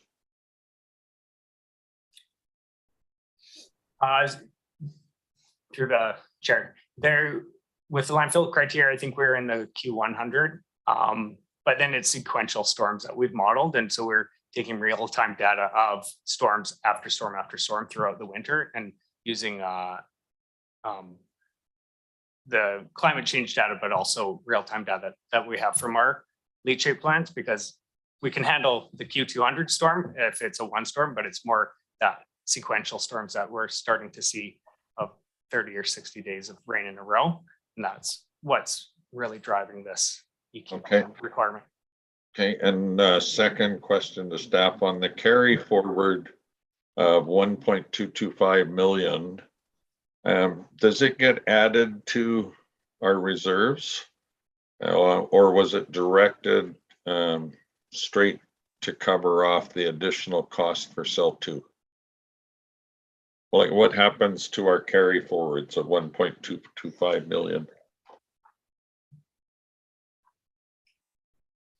Sorry, do you want us to ask Kevin to respond? Kevin, are you there? Kevin, yeah, certainly, through the chair to the director. So yeah, that's a carry forward. You know, once we take a look at the expenditures coming out of 2021, we would then carry forward that required transfer from reserves over to 2022. So that's what has taken place.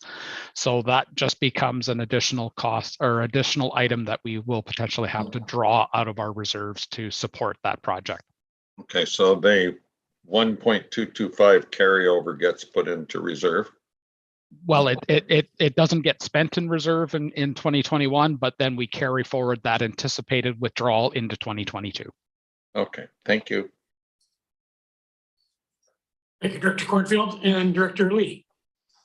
Thank you. I just wanted to confirm through the chair to staff that the tipping fees are not going up this year, that they're remaining at 140 a ton.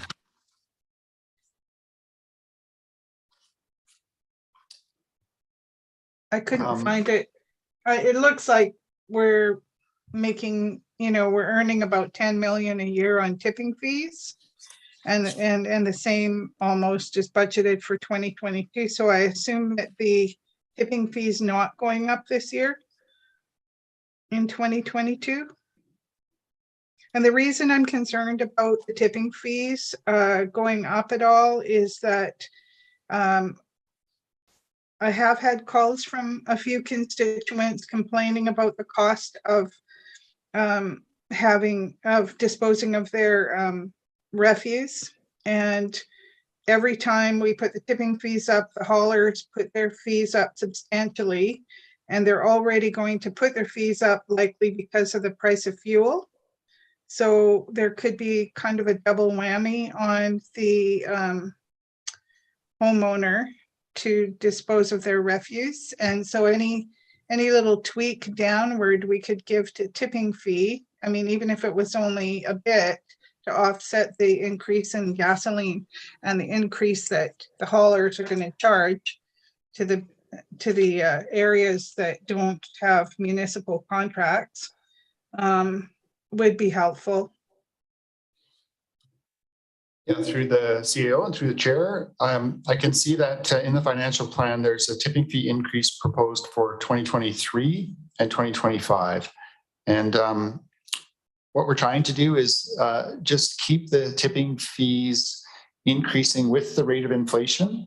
But and that's, you know, sort of our goal is to just keep up with inflation. And that's why you see the increases in revenue each 2 years. But for 2022, there's no increase in tipping fees. Okay, good.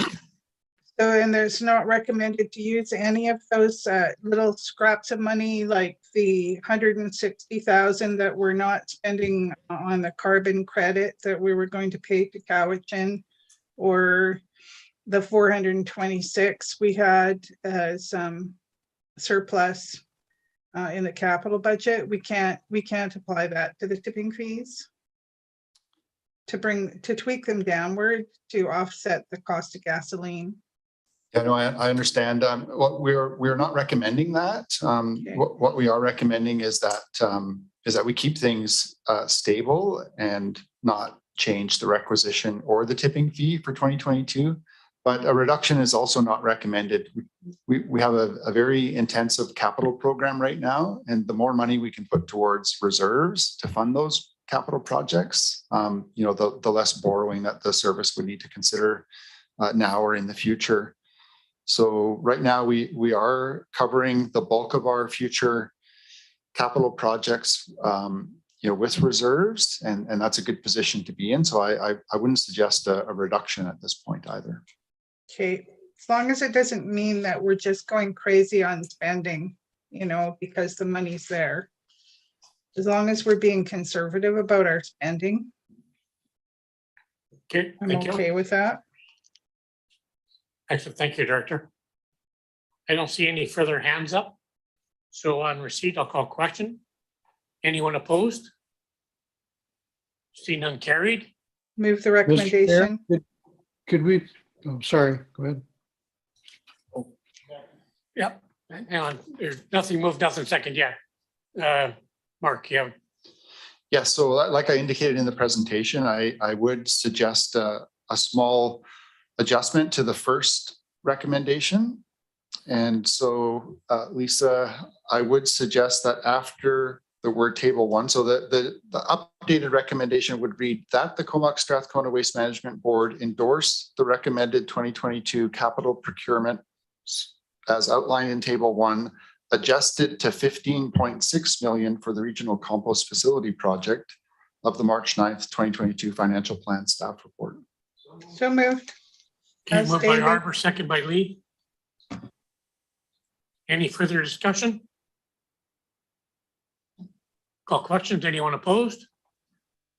Carried.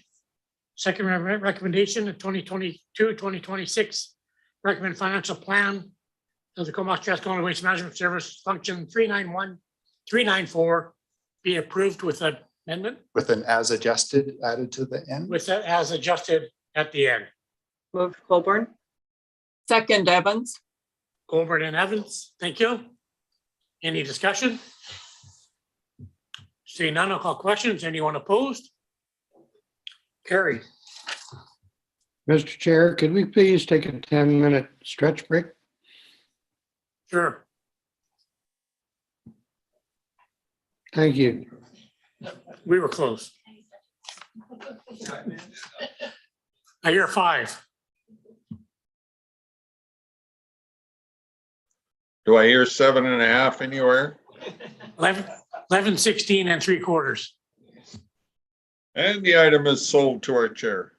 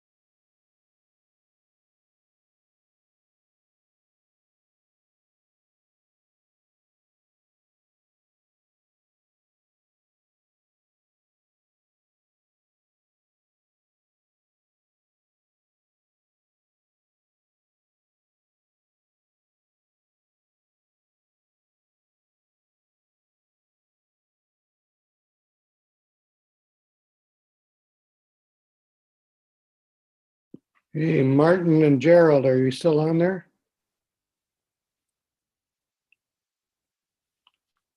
Yeah, I'm still there.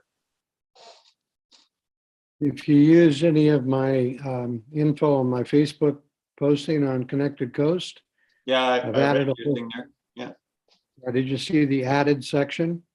In No. the added section I added the all of the contact people this morning, the main people. No, I'll take a look.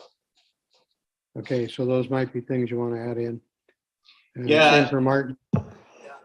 Directors, we're still live, just for your information. Yeah. We're still live So, streaming. Mr. Chair, Yes.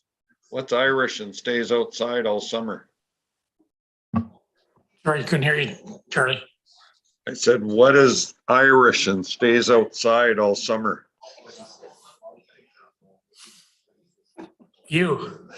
No, it's patio furniture. Okay, you got a couple of chuckles anyway, Charlie. Yeah. I'll give you a very good. Well, it's cute, right? It's true. Colleen, what do you think of the hat? I like the hat. I even like your joke. And my bow tie? All good, Charlie. I would expect nothing less from you. I liked your little post, your Patty's post this morning. It was great. Oh, yeah. She posted it? Yeah, I call her Patty the leprechaun. Oh, yeah. It's a good one, Charlie. You're on a roll today. The green must suit your personality. So I've been told.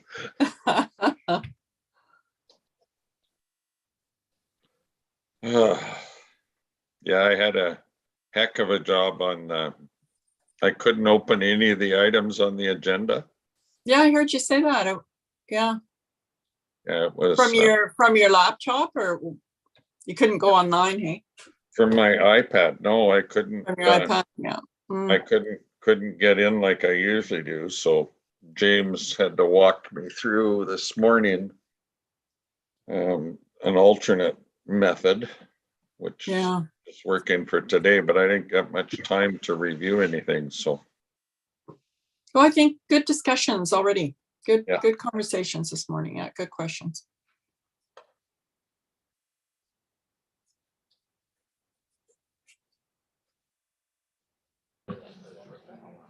Everybody ready to go? Yep. I see Director Abrams there, so that's good.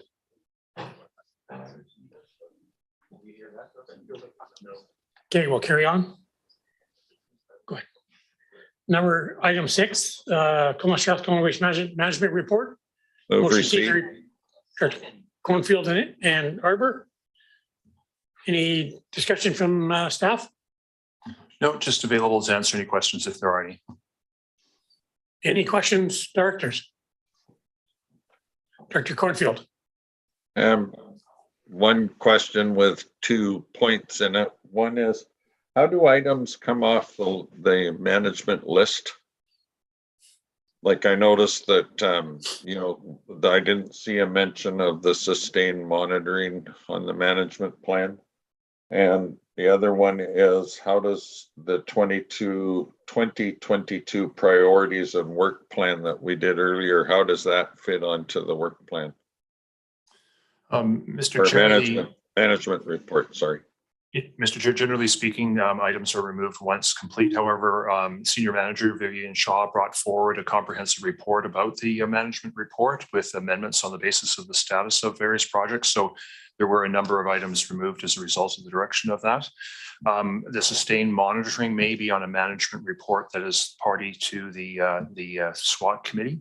I'm thinking it may be there, but I'm not too sure. And any subsequent direction or actions that the board takes, such as the decisions today, we update this list or the management report, and then you see those updates at the subsequent meeting when you consider the minutes. So you can always comment to make sure that your actions are accounted for here. Thank you. And yeah, like I said, I had trouble opening the items until about 9 today, so I didn't get a chance to read too much or have any direct discussion with staff ahead of time. Thank you. Thank you. I don't see any further hands up. So question on receipt. Anyone opposed? Carried. Bylaws resolutions, item 1. Hillian and Arbor. Any discussion? See none, I'll call questions. Anyone opposed? Carried. And new business. Item 1, improved access to waste diversion and waste collection for CVRD rural residents. Motion is receive. We receive. Second. Evans and Harbour, I believe. And staff. Any?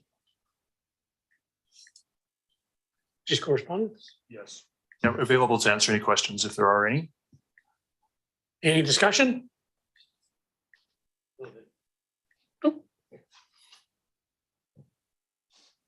Director Harbour.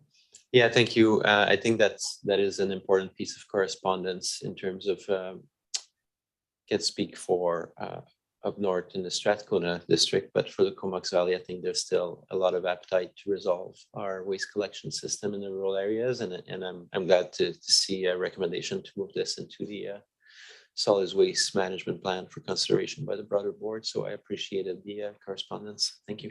Thank you. Any further discussion? Call questions. Anyone opposed? Carried. Item 2, changing the method of taxation. Motion to receive. Harbour and Lee. And any discussion? Director Wally. Thank you, Mr. Sorry, Chair. I'll go to Director Lee first. Sorry, Director Wally. Director Lee. Thank you, Chair. This has been put forward just for staff to investigate whether there could be any adjustments to the method of taxation that we use. And I think it should be addressed in the solid waste plan. But I would like to get more scope on how we are financing our services because, you know, other utilities that households rely on, like natural gas, electricity, they don't get charged based on assessed value. And I just think that perhaps we should have a method that's more understandable and to the taxpayers in our areas. So I just want a staff report to come back with a possibility of a more strategic method of raising the money we need to run the landfills and recycling depots and the organic thing. Yeah, with staff. Yeah, thank you, Chair. And if the board adopts this, then that analysis will be undertaken through the solid waste management planning process. And if you have questions as to what work's been done in the past to evaluate this, Mark Rutten is here for that as well. But to adopt this resolution ensures that the investigation requested by the director would be undertaken through the solid waste management plan review. Thank you. And I got Director Wally and Director Wally, go ahead. Thank you, Mr. Chair. Yes, I'm opposed to this. I think it's a misuse of staff time. A person's wealth is the sum total of all of their assets. And in every compulsory service, whether it's federal, provincial, local government, taxes are always based on a person's wealth, which is meant to determine the degree of their ability to pay. Now, if we were to move to a flat tax system, I think everybody understands that wealthy people would pay less and poor people would pay more. To move to a system like that really amounts to the poor people in our society subsidizing the rich. And in my view, it's a total immoral thing. If the service in question was voluntary, like electricity or other service bills we get, then a flat tax might be appropriate because a person can choose not to participate, or they can regulate the degree that they use it and how much of the product they consume.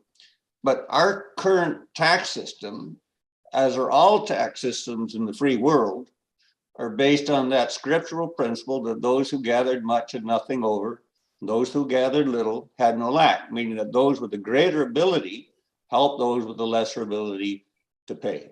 And that just seems to me like the moral way to go. Thank you, Director Wally, and I'll Director Arbor. Thank you. I find myself in general agreement with Director Wally's comments in the sense that most of our taxes collected are based on the assessment. There are exceptions, such as parcel taxes, which is basically what is being suggested. And I agree that for a big service like that, probably maintaining what we have is it provides more consistency. Otherwise, I think if we start that conversation, we should probably look at the taxation of all of our services and the philosophy behind them. In Canada, both for income tax and for local government tax, we tend to have that progressive system where indeed people pay more. So if they have more wealth or more income. So I think that the discussion, however, that has been perennial at this board is maybe more, I would be more interested in discussion around, the tipping fees versus the contribution from taxes as a method to try to limit the waste flow over time. Question as to whether that's effective or not. But yeah, I'm not sure I would support it in this form. Maybe if it was a general request to look at taxation scheme in general rather than the specific motion, I would be more prone to support it. Thank you. Thank you, Director Arbor. I've got Director Mogloff and then Director McCallum. Director Mogloff. Yeah, thank you, Mr. Chair. The big concern I have on this one is having sat at the table for North Island 911 when we did a review of apportionment, which is similar to, although not identical to this, it was a very, very, very significant use of staff time to investigate various options. It was, and staff can correct me if I'm wrong, my concern on this one would be an incredible investment of staff time for something that, may not be perfect. I mean, I am a big, I don't know what the word is. I think the property tax system in and of itself needs reform. And that's why it's been my mantra at UBCM since 2009. But I don't think this is the way to go about it. I think it would be it's just way too difficult. And I heard what Director Arbor said. If we were to include all sorts of forms of taxation, that would make the work even more onerous for staff. And I just don't think we should be going down that path at this moment. I do understand that when a tax requisition was introduced, whenever that was, I don't remember the dates, it was very controversial because this was always meant to be, or a pay-as-you-go or like a utility that based on the tipping fees, but things had changed so much in terms of the closure of the various cells and the environmental regulations from the province that it became impossible to pay for the service just with tipping fees. So I would not be supporting this. Just for the reasons I've set out. Thank you. Thank you, Dr. McCullough and Director McCallum. Thanks. I'm not in support of this motion either, and for similar reasons that have been expressed by the previous directors that have spoke. The system that we have in place is what's used for the vast majority of the services that are delivered at a regional level. So I don't know that re-examining how this is done is going to provide better clarity for citizens that are paying into it. And this is the most equitable option that we have before us that's fairly simple to administer. So it's hard for me to see what the value of asking staff to put together a report for a different means of supporting the service would be. The only other option I could think of that could possibly be more equitable than how we're proceeding currently would be for tipping fees to provide the full cost of the service. And I think we all have a fairly good understanding of why we don't implement the service that way. So those are my reasons for not wanting to support the motion today. So I'll be voting against. Thanks. Great, thank you, Director. And Director Cornfield. Thank you, Chair. And thanks, Director Lee, for at least putting on the motion. From a municipal perspective, I pay my curbside garbage collection is based on household, and it's a fixed fee. Water is also collected in the same. And so I'm not sure, basically, how would it affect business? That would be one concern I had. And then I'm not sure, I've heard people say it's would require considerable work from staff. And I guess I would ask Mr. Dyson, is this a simple matter to conduct that analysis, or would it be very complex and time consuming and expensive? Mr. Chair, I appreciate Director Mogul's comments. Yes, these can take time and energy. I think on this particular issue, it's a little simpler in terms of the options presented are fewer than what was considered at North Island 911. And I understand that there was some previous work and analysis done on this that we might rely on, and Mark Rutten could confirm that or provide any response to what information we have from past consideration of this matter.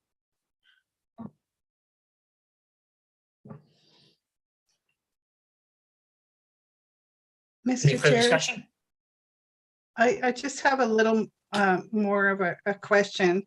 The reason I'm putting this forward is that my constituents don't understand why they're paying so much more for the same service that is being delivered to Sayward and other smaller communities. And when you explain to them, well, they've got a different assessment value, it's hard to justify when you're looking at assessment values being artificially inflated by the province. Now, my rural area has an average home price of $683,000. And, you know, a lot of our region is valued at 1/5 of that.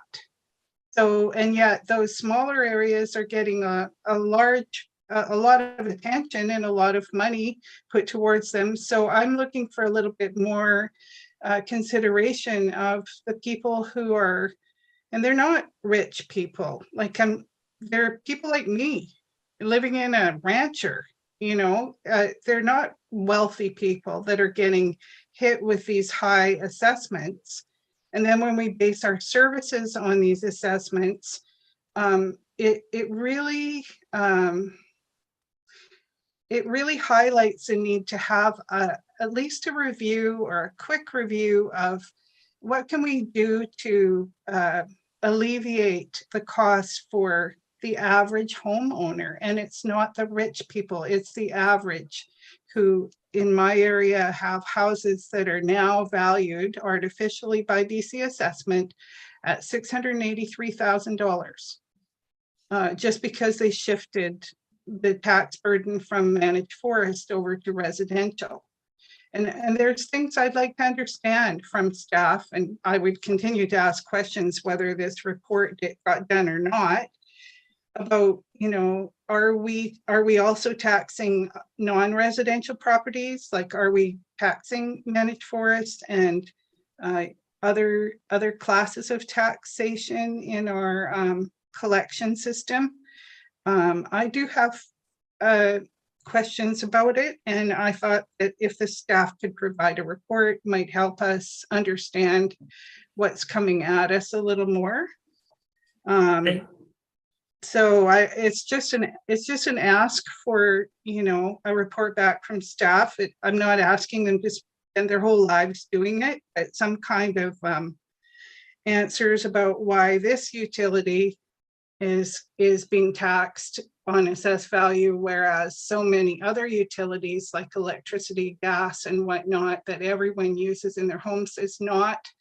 And how can we better tailor tailor our revenue to meet the needs of our constituents? Because this is not this has changed substantially this year. I mean, assessments in a lot of areas have gone up 40–45%. And so it's something that it's not out of the blue for me. It's something that people are going to feel. I think we need to look at it. Okay, thank you, Director Lee. So I don't see any further hands up on the receipt. So I'll call a question. Is anyone opposed? Oh, Director Wally, sorry. Yeah, thank you, Mr. Chair. I was just going to make one comment about Director Lee's comments that in effect, what Director Lee is asking for is for communities like Sayward and Tassus and Zabalos and Gold River to pay more to subsidize the costs of Area D. And this would also be true of the larger municipalities that have even higher assessed values than the Area D does. But to that effect, everybody's property assessments have gone up this year. I think the average is probably around 46%. So it's not Area D alone that's done this. This is just cost of doing business in this day and age. Thank you. Thank you, Director Wally. Okay, so I'll call question on receipt. Is anyone opposed? Anderson. Moran. On receipt, we're just on receipt. Sorry, not Okay. opposed. Thank you. Sorry. Receipt is carried, and we have requested action. Director Lee, do you want to move your I'll move the requested action. do you have a seconder? Second. Dr. Cornfield? Any further discussion?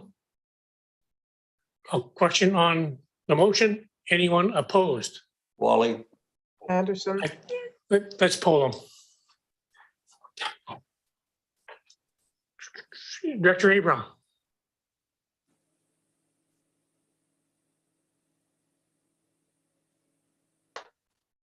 Director Adams. Opposed. Director Anderson. Opposed. Director Arbor. Director Colburn. Opposed. Director Cole Hamilton. Opposed. Director Cornfield. Opposed. Director Davis. Opposed. Director Evans. Opposed. Director Grieve. Opposed. Director Hamir. Opposed. Director Lee. In favor. Director Kerr. Director Hillian. Director Moran. Opposed. Director McCollum. Opposed. Director Unger opposed. Director Wally. Opposed. Director Swift. Opposed. Director Moglove. Opposed. Director Minions. Director Polson. Opposed. Director Sullivan. Motion defeated. Thank you. Next item we have Director Cornfield with his new business. Oh, thank you. This is just an information note to the board. And that's, I was approached the last couple of days by a company that has constructed and built a environmentally sound decontamination plant in Nanaimo, and they've been working with the regional district of Nanaimo or the city of Nanaimo. I'm assuming it's regional governance. And what they do is contaminated soils and sites in a lot of cases are left as brownfields because of the cost to remediate, amongst other things. Consequently, we're left with undevelopable land and ones that can't be, or can only be used for, say, parking lots and not residential, and we're shortage of land. Anyway, they have developed a process that cleans up the soil it reduces the amount of contaminated material to the landfill by, on average, 80%. There would only be a 20% residual, so it would reduce volumes to our landfill. And the RDN is using the residuals because they use clay as in the process of decontamination, is used as ground cover in their landfill. So anyway, the idea was just to let everybody know the company had approached me because they're having difficulty getting the word out that this facility exists for managing contaminated materials, both like the soils as well as organics. That's about all the information I know about it. And yeah, so it was just to let you know that there's a new technology coming, and they built a plant at Duke Point in Nanaimo, and they will be servicing the island, the mainland, and the Pacific Northwest in Washington State. Thank you, Director Cornfield. And I've got 3 directors of question. Director Wally.